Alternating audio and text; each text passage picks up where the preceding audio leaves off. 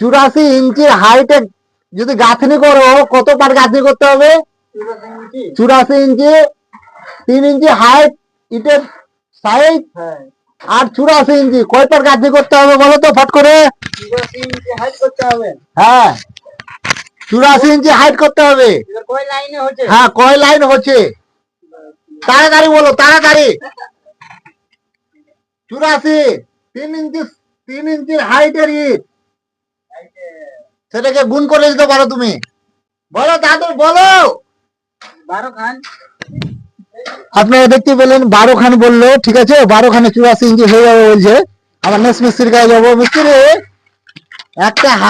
একটা ইটের হাইট হচ্ছে 3 ইঞ্চি। তুমি যদি 84 ইঞ্চি উচ্চতা করো, মানে গাঁথনি করো, তো কয় লাইন তোমাকে গাঁথতে হবে 84 ইঞ্চি করতে গেলে? মশলা দিয়ে না বিনা মশলাতে? হ্যাঁ, ওই মশলা দিই।